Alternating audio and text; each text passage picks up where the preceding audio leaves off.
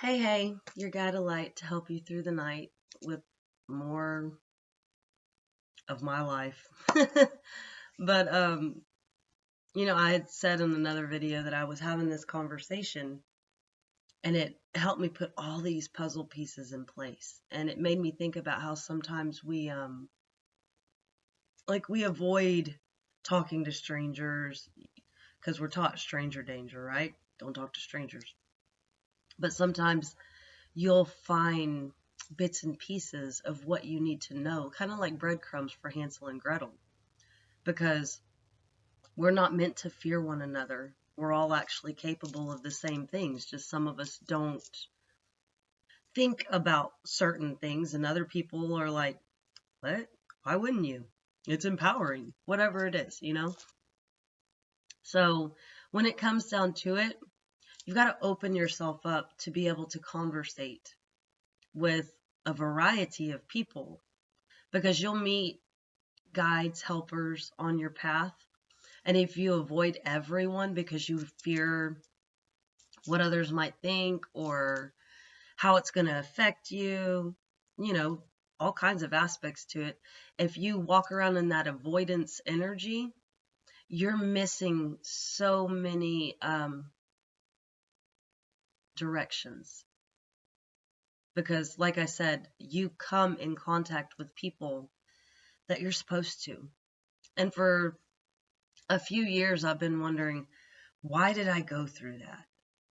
I didn't deserve that. You're trying to make sense of a lot of relationships, of just different kinds of relationships, but trying to figure out why.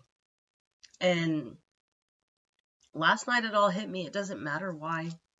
These are all characters in the play called My Life. And I even had to say thank you so much for every character I have met because they've each had a role in my life. Some of them blocked me to make me find my strength, right? Got past that. Some of them blocked me, riddle me this, riddle me that, to make me get more in touch with my intuition. Some of them helped me along so I wouldn't give up. Some of them befriended me when there was no one in the world that could even see me. And I know I've done this for other people as well. We are free-flowing energy. Unless we're blocked and stuck, we're out of alignment. That's on us to fix. You have to balance your chakras. Then you'll begin to attract more of that which you need to stop blocking you and hindering you on your path. And then you're almost like skipping and singing like the sound of music, The hills are alive with the sound of music and running and playing and enjoying life. And you'll see the butterflies again, and you'll see the dragonflies again, and you'll see the sunshine again. And it's funny because as I go into hermit mode a lot, the weather changes around me. If I'm in a dark, icky mood, the weather is dull and nothing really seems to be alive outside.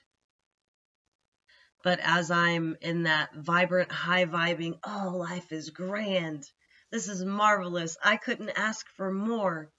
I see so many creatures, so many little things moving along their path, and I can just look in awe and be like, wow, you're amazing. You helped me realize how amazing and blessed my life is. It's like someone told me the other day, you're really short, really small. I had to go, what? I'm a giant in the ant kingdom. And it made them laugh because it's not like I haven't heard about my stature. And it's almost like people use that to try to tear me down. And I swear it's like I was put in this body so I could have insecurities that I would overcome. To realize size doesn't necessarily matter. Being from Texas, everything's bigger and better in Texas. Makes it even harder when you're like close to a fun size candy bar. But it has allowed me, like I said, to accept who I am. And it's taken a long time to accept who I am, regardless of the scenes that have taken place in my life. the scripts I have written and read myself. So when it comes down to it, if you can start approaching your life as if you're on a stage, because honestly, it changes. Even if you go to work every single day, you don't encounter the same people in the same traffic every single day. You very seldom will ever see who you've seen. If you keep seeing them, it might be a serendipitous moment. Maybe you're meant to meet them. You know, those almost like crazy miracles that put you in the right place at the right time, that open doors that would have never opened had you not met that person.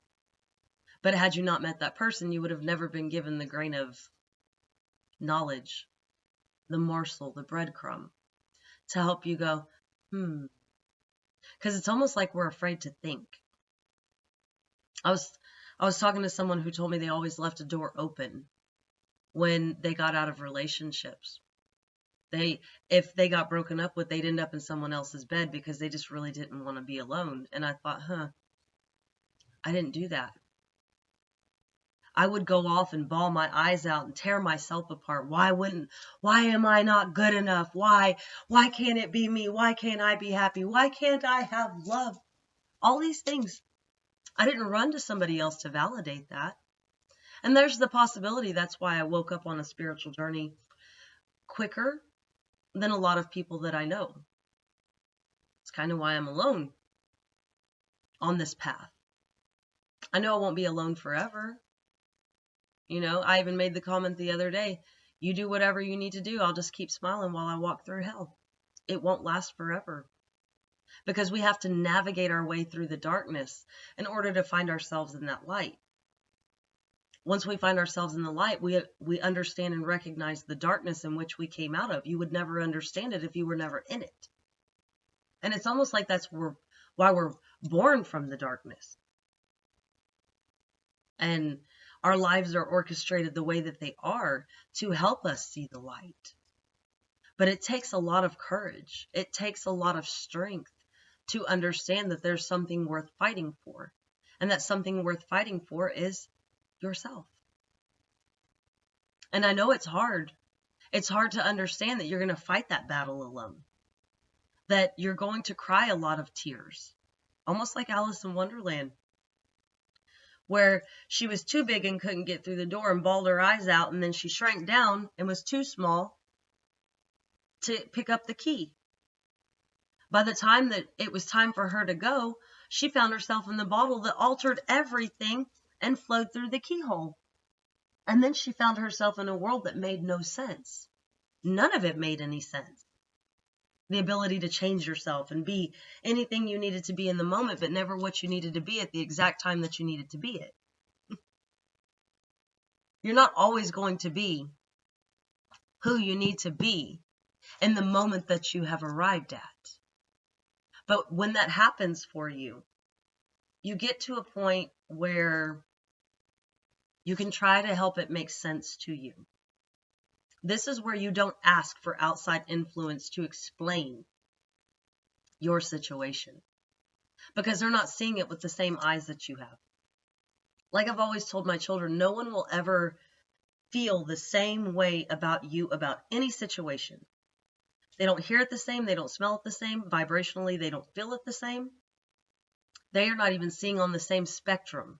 The colors are different. Sorry, I had lunch. 1 second.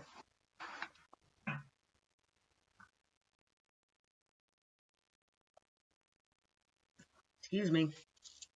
And for the fact, one more. I like mine sweet tea. For the fact that they will never experience it with you, it's not encoding in their body the same. So whereas you might get a traumatic response to something, somebody else isn't feeling that as a traumatic experience. But it's also their mind explaining it to them into a way that makes sense for them, and they're okay with that. Whereas your mind said, red flag, red flag, red flag, get out of this situation. It's dangerous. And and you can't explain to anyone else how it endangers them if they don't feel that they're in danger. You will also never live the same moment ever again, because your chemistry is constantly changing. If something scares you, it releases different sorts of chemicals into your body, whereas if something makes you feel comfortable, you're getting totally different chemicals in your body. You can have one experience, say 5 years ago, that really messed with your head, and you started working to heal from that. Same thing happened, later. The response is not the same.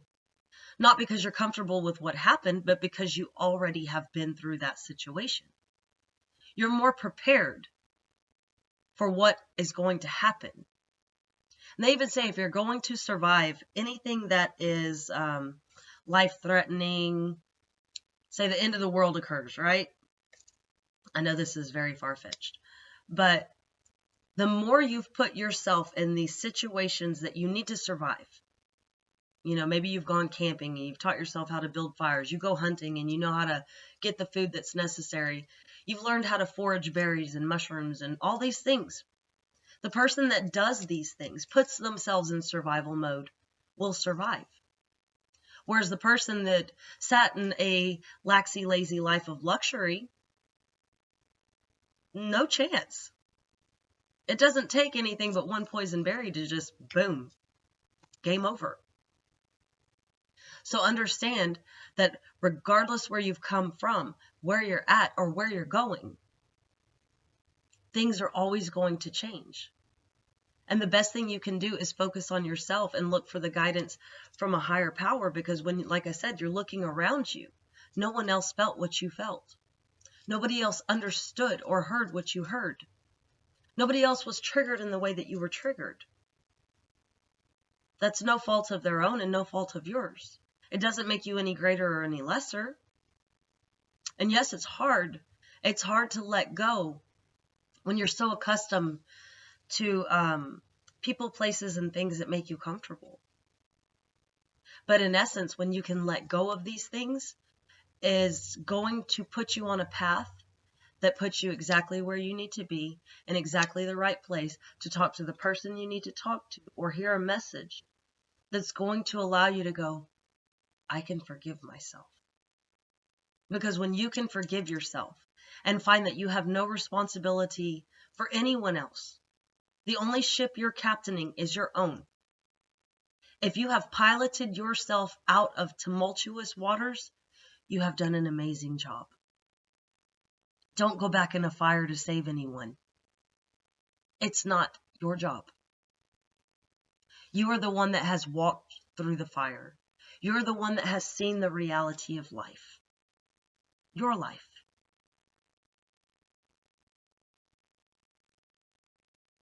Be at peace with that. It's going to be okay. What doesn't make sense will always make sense at some point. And then you sit there and go, I never even needed to ask why. Because the why didn't matter. The reality of where you're at is all that matters. So I kind of put that out, I guess, for someone that left a comment that made my heart go, I feel you. And you're doing an awesome job. And don't give up hope. And don't think that you've abandoned anybody, especially because you haven't abandoned yourself. And I'm proud of you if nobody told you that. I see your courage. I see your bravery. I see your strength if nobody else told you that. And if this falls on the ears of anyone else other than the person that left the comment, I see and feel you too. And I'm so proud of you. We're not all warriors. We're not born that way.